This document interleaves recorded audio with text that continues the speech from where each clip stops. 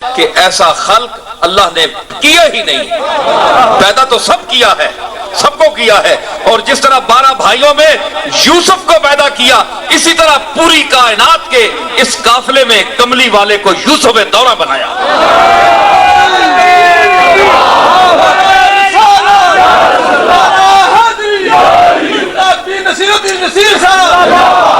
خلق بھی اعلیٰ اور خلق، انکا لا خلق، اس کو لام تاکید، انکا، انا بھی تاکید، پھر لام بھی تاکید، تاکید در تاکید، وَإِنَّكَ لَعَلَىٰ خُلُقٍ عَظِيمٍ، عظیم اخلاق کے مالک بنایا میں نے۔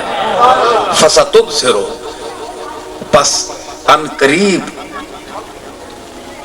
تو بھی دیکھ لے گا، اے محمد تو بھی دیکھ لے گا، وَيُبْصِرُونَ، اور یہ جو تجھے مجنون پاگل کہتے ہیں یہ بھی دیکھ لیں گے۔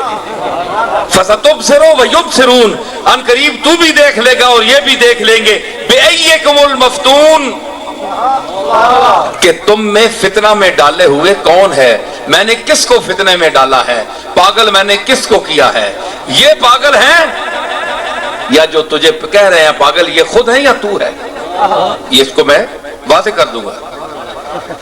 یہ اس قرآن مجید کی آیات کا مختصر میں نے مفہوم بیان کیا۔ اب جو اخلاق عالیہ کا ایک انداز ہے وہ تو حضور کی سیرت طیبہ اور آپ کی حیات مبارکہ کے ایک ایک لمحے سے، جس کو تمام صحابہ کرام نے جمع فرمایا احادیث کی صورت میں، یہ صحابہ کا پوری امت پر احسان ہے، بالخصوص حضرت سیدہ کائنات حضرت سیدہ عائشہ الصدیقہ کا پوری امت پر احسان ہے، اور تمام صحابہ بشمول سیدنا صدیق اکبر، سیدنا فاروق اعظم، سیدنا عثمان غنی اور سیدنا علی المرتضیٰ، عبادلہ ثلاثہ، عبداللہ ابن مسعود، عبداللہ ابن عمر، عبداللہ ابن عباس اور جناب ابو ہریرہ رضی اللہ تعالی عنہم، ان تمام کا احسان ہے امت پر کہ یہ حافظ الحدیث ہیں سیدنا ابو ہریرہ، کہ جنہوں نے پوری امت کے لیے حضور کے لمحات کو محفوظ کر کے ہم تک پہنچایا۔ تو اس میں آپ کی یہ جو سیرت مبارکہ ہے بکھری ہوئی ہے، آپ دیکھیں، مطالعہ فرمائیں، آپ کو پتہ چلے گا کہ حضور کی سیرت طیبہ کیا ہے، اخلاق کا کیا نمونہ آپ نے پیش کیا، اور پھر اس سراپا اخلاق، سراپا رحمت کا جو اثر حاصل کیا صحابہ کرام نے۔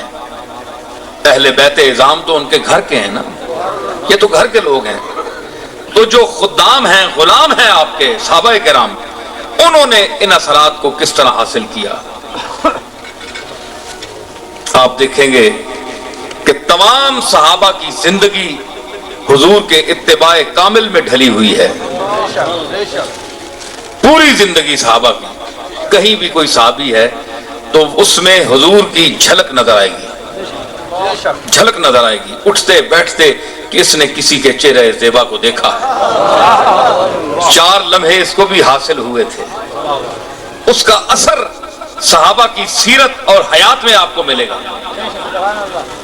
اس کے بعد اہل بیت تو گھر کے لوگ ہیں، یہ تو گھر کے جو نجی زندگی ہے رسول اللہ صلی اللہ تعالی علیہ وسلم کی، وہ بتانے والی ہیں۔ حضرت سیدۃ نساء العالمین حضرت فاطمہ الزہرا سلام اللہ علیہا، مثلا ایک مجھے بات یاد آ گئی، حضرت سیدہ فرماتی ہیں کہ میرے ابا جان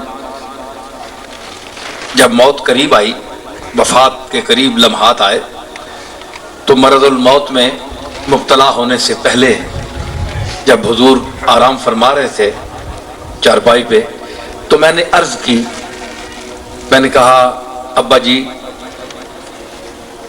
شرف فاطمہ کو بھی دیکھیے کہ جو تاجدار کائنات کو ابا جی کے لفظ سے جو پکار کر کہنے کا شرف رکھتی ہیں، یہ شرف بھی ذرا ذہن میں رہے کہ ابا جی सबको बहुत कुछ मिल गया।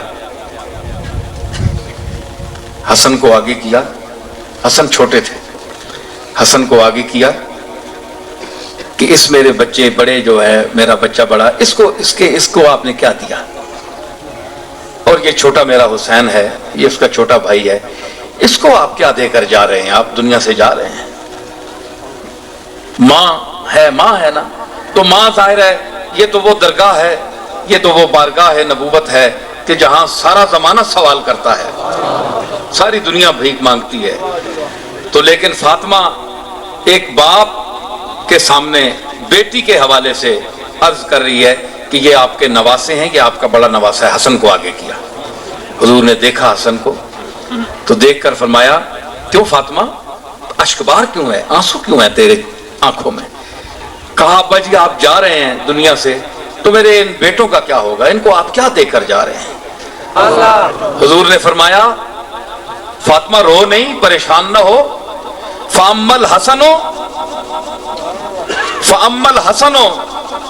फलहू हैबती वसोददी। तू रोती क्यों है बेटी, परेशान क्यों होती है? बड़े नवासे के लिए और छोटे नवासे के लिए, तेरे बच्चे हैं ना, उसके लिए परेशान होती है कि नाना जान इनको क्या देकर जा रहे हैं। फरमाया, ये दुनिया की प्रॉपर्टी तो सब तकसीम करेंगे, ये तो होती रहेगी और होगी। कुरान ने इसके लिए आयात नाजिल की हैं प्रॉपर्टी तकसीम करने के लिए। ये है रूहानियत। जो कहते हैं ना, पूछते हैं ना ये रूहानियत क्या है। परवेज ने सवाल किया था, परवेजी फिरका, उसने सवाल लिखा था कि ये जो कहते हैं जनाब कि हम दरगाहों पे जाने हैं तो हमें फलानी रूहानियत मिली, ये रूहानियत है क्या? शायद ये कोई ठोस चीज है, कोई गैस है, क्या बला है, नूर है, कोई चमक है, क्या है? वो अगर उनमें से कोई सुन रहा है मेरी इस गुफ्तगू को, तो उस पर वाज़े हो कि कमली वाले ने वसाल से पहले जो अपनी जान होती है कि नाना जान इनको क्या देकर जा रहे हैं। फरमाया, ये दुनिया की प्रॉपर्टी तो सब तकसीम करेंगे, ये तो होती रहेगी और होगी। कुरान ने इसके लिए आयात नाजिल की हैं प्रॉपर्टी तकसीम करने के लिए। ये है रूहानियत। जो कहते हैं ना, पूछते हैं ना ये रूहानियत क्या है। परवेज ने सवाल किया था,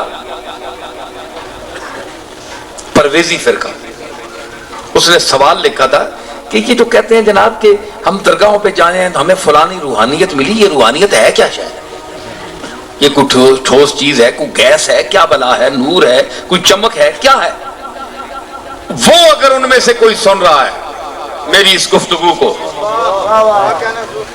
तो उस पर वाज़े हो कि कमली वाले ने वसाल से पहले जो अपनी